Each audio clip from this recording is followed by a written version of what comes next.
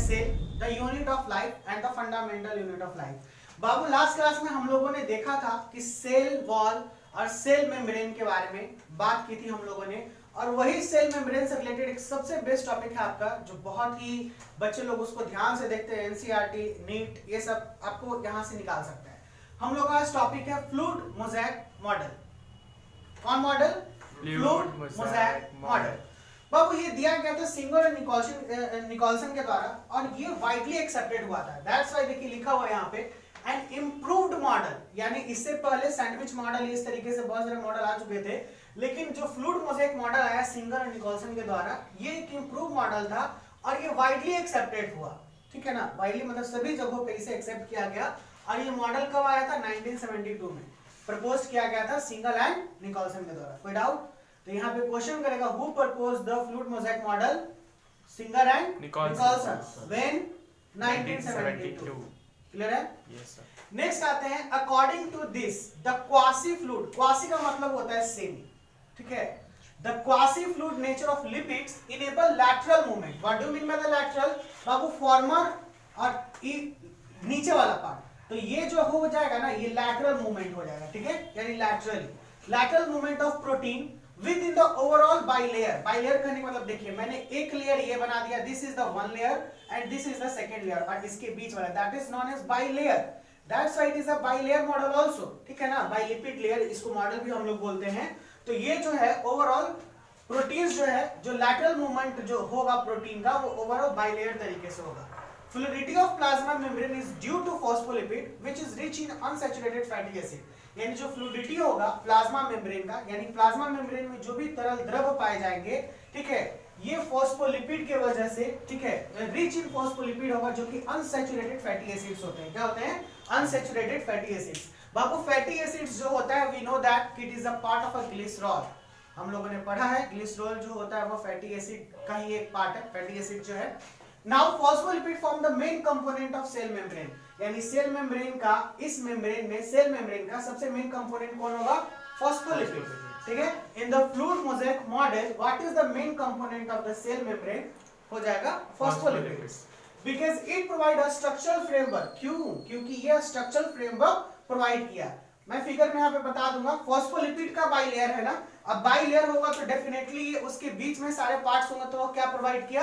एक structurally framework provide किया, ठीक है ना, इस सेल को। कोई डाउट? नेक्स्ट आते हैं इसी लाइन पे, to the membrane. Lipids are amphipathic. Amphipathic का मतलब होता है कि स्ट्रक्चरली एसिमेट्रिकल होंगे विद पोलर हाइड्रोफिलिक हेड और नॉन पोलर हाइड्रोफोबिक टेल। यानी पोलर हाइड्रोफिलिक, बाबू हाइड्रोफिलिक जब भी नाम होगा ना, इसका मतलब होगा अट्रैक्शन। क्या हो जाएगा? अट्रैक्शन, यानी वाटर लव। हाँ बाबू, बहुत बढ़िया, यानी वाटर से ये लव होगा। वाटर क्यों आया? Hydro the word represent water. Hydro word किस चीज को रिप्रेजेंट करता है? वाटर। और फिलिक यानी the attraction of water, that is water love, हम लोग बोले थे। एंड द नॉन पोलर जो रीजन होगा, जो नॉन पोलर पार्ट होगा, वो हाइड्रोफोबिक। फोबिक का मतलब होता है फोबिया वर्ड से रिलेटेड, जिसका मतलब होता है डर, फियर, और ये क्या हो जाएगा? वाटर से फियर, यानी ठीक है ना, hate from water. Love water और हेट वाटर दोनों यहीं पे मिल रहा है, ठीक है। That's why it is known as amphipathic. और ये यहाँ पे क्वेश्चन कर सकता है आपका, ये जो एम्फीपैथिक स्ट्रक्चरली क्या होंगे? Asymmetrical. It doesn't divide into the equal half से, इक्वल हाल्स में डिवाइड नहीं होगा, दैट इज एसिमेट्री। ये सब बात को पॉइंट पकड़ के रखिएगा, एमसीक्यू आपका यहां से निकाल सकता है, ठीक है।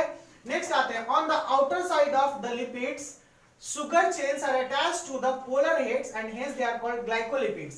बाबू शुगर चेन, तो शुगर चेन हम लोग जानते हैं कि शुगर क्या होता है? ग्लूकोज होता है, और जब ग्लूकोज का चेन बनते जाएगा तो ये क्या कहलाएंगे? ग्लाइकोलिपिड्स कहलाएंगे। अब थोड़ा सा इस फिगर के ऊपर हम लोग ध्यान दे देते हैं कि ये फिगर हम लोग को क्या बोल रहा है। मैंने अभी बोला क्या? शुगर चेन को इंडिकेट किया कार्बोहाइड्रेट चेन से। किस चेन से? कार्बोहाइड्रेट चेन, क्योंकि sugar is resemble to a carbohydrate, carbohydrate sugar दोनों सेम वर्ड है, ठीक है। और वहां पे ग्लाइकोलिपिड्स बोल दिया। जब ये चेन बनाएगा, यहाँ पे आप देख रहे हैं, तो इसको हम लोग बोलेंगे ग्लाइकोलिपिड्स भी बोल सकते हैं, और यहाँ पे शुगर चेन भी बोल सकते हैं। और यही चेन आगे जाके धीरे धीरे बना के क्या बना दिया? देखिए ग्लाइकोलिपिड्स, ठीक है ना। तो कार्बोहाइड्रेट चेन हो जाएगा ये चेन, और ये ग्लाइकोलिपिड्स है। आगे देखते हैं, यह है ग्लाइकोप्रोटीन। ये है प्रोटीन मॉलिक्यूल। तो ग्लाइकोप्रोटीन कहाँ वाला पार्ट, तो इसके जो सबसे पहले अगर गौर से देखा जाए तो इसके एक्सटर्नल और इंटरनल सरफेस पे हम लोग बात कर लेते हैं। 2 पॉइंट हटा दिए यहाँ पे, एक्सटर्नल इंटरनल सरफेस, यानी कोई भी जो चीज बनता है, यानी कोई भी सेल होगा, कोई भी ऑर्गेनेल्स होंगे, ठीक है ना, उसमें तो उसमें देखते हैं आप मेम्ब्रेन होता है। तो मेम्ब्रेन 2 टाइप का होता है, एक आउटर मेम्ब्रेन और एक inner membrane. That's is related to the external surface membrane और इंटरनल सरफेस मेम्ब्रेन, ठीक है। यानी ये बाइलिपिड लेयर में एक एक्सटर्नल मेम्ब्रेन होगा और एक इंटरनल मेम्ब्रेन होगा। हाइड्रोफिलिक टेल और हाइड्रोफिलिक हेड और हाइड्रोफोबिक टेल के बारे में मैंने बात किया। मैंने यहाँ पे एक चीज लिख दिया है, देखिए these are the part of the head और these are the part of the tail. तो हेड क्या हो जाएगा, ये लव वाटर, टेल क्या हो जाएगा, हेट वाटर, ठीक है ना। यहाँ पे ये जो स्ट्रक्चर आपका बना हुआ है यही अंदर का पार्ट है, ठीक है, जो आपके हेड और टेल को रखे हुए हैं। आगे आते हैं फॉस्फोलिपिड बाइलेयर। तो एक लेयर आपका ये हो गया और एक लेयर यहाँ का नीचे वाला पार्ट हो गया, तो इसको क्या बोले, फॉस्फोलिपिड बाइलेयर, ठीक है। फॉस्फोलिपिड बाइलेयर क्यों, क्योंकि ये फास्फोरस, जनरली फॉस्फोलिपिड जो होता है वो अनसैचुरेटेड फैटी एसिड से बना हुआ है, दैट्स व्हाई फॉस्फोलिपिड बाइलेयर। आगे आते हैं ग्लाइकोप्रोटीन और प्रोटीन मॉलिक्यूल पे। तो ध्यान दीजिएगा, on the outer side of some lipid, ये तो हो गया। 2 kinds of protein are found in the membrane. Membrane में 2 प्रकार का प्रोटीन पाया जाएगा, एक पेरिफेरल, पेरिफेरल का मतलब होता है प्रोटीन इसके चारों तरफ पाए जाएंगे, दैट इज पेरिफेरल, ठीक है। तो उसको हम लोग बोलेंगे एक्सट्रिंसिक प्रोटीन, ठीक है ना। क्या बोलेंगे, पेरिफेरल और एक्सट्रिंसिक प्रोटीन, सबसे पहला पार्ट पेरिफेरल और extrinsic protein. And the integral और इंट्रिंसिक प्रोटीन, यानी जो अंदर में होगा ये वाला पार्ट में, तो इसको इंटीग्रल और क्या बोलेंगे, इंट्रिंसिक प्रोटीन। यानी यहाँ पे प्रोटीन 2 टाइप का पाया गया इस मेम्ब्रेन में, एक है पेरिफेरल और एक्सट्रिंसिक प्रोटीन और दूसरा है इंट्रिंसिक प्रोटीन, ठीक है ना। इंट्रिंसिक प्रोटीन को एक नाम और दिया है जिसको हम लोग इंटीग्रल प्रोटीन भी बोलते हैं, क्या बोलते हैं, इंटीग्रल प्रोटीन। और पेरिफेरल को हम लोग क्वेश्चन कर सकते हैं एमसीक्यू में ऐसे कि peripheral protein is also known as extrinsic protein and the integral protein is also known as intrinsic protein. Now there is the function of fluid mosaic model, ठीक है ना। आखिर फ्लूइड मोज़ाइक मॉडल हम लोग पढ़ किस में रहे हैं, तो it is the topic of a cell membrane. तो हम लोग फंक्शन पढ़ रहे हैं सेल मेम्ब्रेन का, किसका पढ़ रहे हैं, सेल मेम्ब्रेन का। व्हाट इज द फंक्शन बाबू, इसमें फंक्शन से पहले 2-3 चीज और आपको बताना चाहेंगे कि बाबू मेम्ब्रेन का काम होता है ना, कोई भी चीज को, यानी द थिंग्स, हाँ क्या करना, प्रोटेक्ट इन नेचर तो हो जाएगा, ये फंक्शन बता रहा है, लेकिन ये अलाउ टू पास। यहाँ पे मैंने बात किया था कि मेम्ब्रेन 3 टाइप के होते हैं, एक होता है परमिएबल, दूसरा होता है सेमी परमिएबल और दूसरा होता है इम्परमिएबल। यानी परमिएबल जो सारी चीज को पास करने के लिए अलाउ कर देगा, सेमी परमिएबल, सेलेक्टिवली परमिएबल भी इसको बोलते हैं, जो चुन चुन के जो इंपॉर्टेंट होगा लेगा या इम्पोर्टेंट को हटा देगा। इम्परमिएबल किसी को अलाउ नहीं करेगा अंदर जाने के लिए। 3 टाइप के। तो हम लोग जो ये पढ़ रहे हैं जनरली मेम्ब्रेन जो है, ये मेम्ब्रेन सारे कंस्टिट्यूएंट्स को, ठीक है ना, सारे कंस्टिट्यूएंट्स को क्या करते हैं, वो अलाउ टू पास करेंगे, ठीक है ना, सेलेक्टिवली, इम्परमिएबली या ये तीनों अगर प्रोटेक्ट, अगर तीनों गुण इसमें देखा जाएगा तो ये है। तो ये जो चीज है आपका जो आप देख रहे हो यहाँ पे, ये क्या देख रहे हो, ये काम करेगा आपका कंस्टिट्यूएंट्स को अलाउ करना कि which constituents is good for to entry and the passage of the something, ठीक है ना, चाहे किसी भी चीज में। जैसे अभी जस्ट विकास का एक क्वेश्चन है कि सर इसमें आयनिक होगा भी, तो ये जो कोई भी चीज जो पास होता है वो कंसंट्रेशन ग्रेडियंट होता है। हम लोग शुरुआत से बात कर रहे हैं, क्योंकि मेम्ब्रेन के थ्रू जब जाएगा तो कंसंट्रेशन ग्रेडियंट होगा, यानी lower concentration to high concentration में जाएगा। और जब ये इजिली चला जाता है ना, तो उसको हम लोग पैसिव ट्रांसपोर्ट बोलते हैं। क्या बोलते हैं, पैसिव ट्रांसपोर्ट। अगर कोई भी चीज इजिली ट्रांसपोर्ट हो जाएगा तो उसको हम लोग बोलेंगे पैसिव ट्रांसपोर्ट, यानी आसानी से वो चला गया। लेकिन अगर कोई चीज आसानी से नहीं जाए, जैसे अगेंस्ट द कंसंट्रेशन ग्रेडियंट जाता है, अगेंस्ट करने का मतलब उसके खिलाफ, जैसे हायर कंसंट्रेशन है और हायर कंसंट्रेशन से वो लोअर कंसंट्रेशन की तरफ मूव कर रहा है, तो इसका मतलब कंसंट्रेशन अगेंस्ट हो गया ना। बताइएगा, मैं बात कर रहा हूं, पकड़ना इस बात को, कंफ्यूज जाना नहीं है, क्योंकि बात सुनते सुनते बच्चे लोग सुन जाते हैं कुछ ज्यादा और फिर बाद में कंफ्यूज आ जाते हैं। मैं बोल रहा हूं कि हायर से लोअर पे जाता है या लोअर से हायर पे जाता है, लोअर से हायर, लोअर से हायर, हायर पे जाता है, पक्का। Yes sir.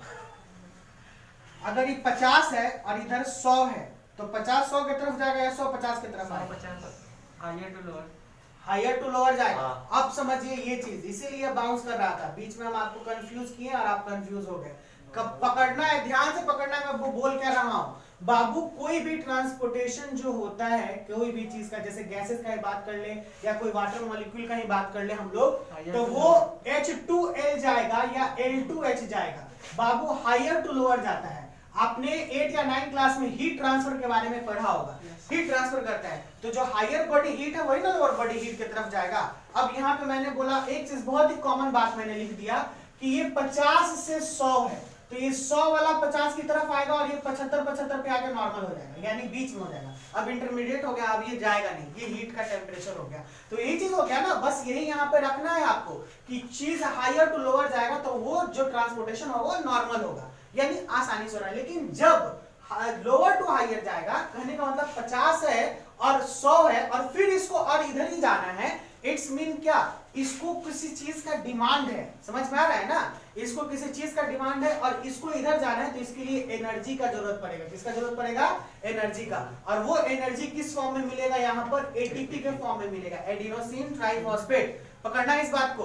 और यही यहाँ पे ट्रांसपोर्टेशन होगा सोडियम और पोटेशियम का, समझ में आया, जो कि कंसंट्रेशन ग्रेडियंट के अगेंस्ट काम करता है। किसके अगेंस्ट काम करेगा? कंसंट्रेशन ग्रेडियंट के अगेंस्ट। ठीक है, ये बात को एकदम दिमाग में रख लीजिएगा, नहीं तो वीडियो एक आध बार और देख लीजिएगा। ठीक है, आपका इसी क्लास रिलेटेड एक होमवर्क और मिलता है कि कंसंट्रेशन ग्रेडियंट क्या होता है, एक्टिव और पैसिव ट्रांसपोर्ट के बारे में बताना है। ऐसे हम लोग इसको पढ़ेंगे, प्लांट फिजियोलॉजी में बहुत अच्छे से पढ़ना है, बट अभी भी कुछ आप लोग को जान जाना है, क्योंकि लास्ट क्लास में एक होमवर्क मिला था, अभी आपका होमवर्क है what you understand by the concentration gradient and what is active and passive transport. ठीक है, चलिए नेक्स्ट आते हैं इसी पे। तो ये था फंक्शन, ये था इसी के ऊपर वाला पार्ट की ट्रांसपोर्टेशन में काम किया हम लोग का सेल मेम्ब्रेन। फंक्शन है it provide mechanical strength provide करेगा as well as the protective layer. Mechanical strength मतलब एक यांत्रिक शक्ति, ठीक है ना, अंदर में उसको स्ट्रेंथ देना, और प्रोटेक्टिव लेयर के तरीके से भी काम करेगा, यानी इसके अंदर में कोई इफेक्टिव प्रभाव नहीं पड़ेगा, वो प्रोटेक्ट करेगा किसी भी चीज को। कोई गलत चीज अंदर जा रहा है तो क्या करेगा? वो नहीं जाने देगा, प्रोटेक्ट कर रहा है। ठीक है, इंपॉर्टेंट चीज बाहर निकलने वाला है तो क्या कर रहा है? प्रोटेक्ट कर रहा है। कोई डाउट? चलिए नेक्स्ट आते हैं, plasma membrane is responsible for the transportation of material, molecules or ions. Second है, and the third one diffusion of gases, O2 और CO2। diffusion का मतलब lower concentration to higher concentration move करना, या higher concentration to lower concentration, higher to lower। Babu diffusion जो होगा वो gases में देखने के लिए मिलता है, और osmosis water में, ठीक है ना। हाँ, takes place through plasma membrane by simple and facilitated diffusion। ये कैसे करेगा? सिंपल डिफ्यूजन या फिर फैसिलिटेटेड डिफ्यूजन। आज के क्लास में हम लोग कंसंट्रेशन ग्रेडियंट पढ़े, और ऐसा हमको नहीं लगता कि आपको कभी अब दिक्कत होगा हायर टू लोअर में और लोअर टू हायर में। ठीक है, चलिए मिलते हैं नेक्स्ट क्लास में। Bye bye student.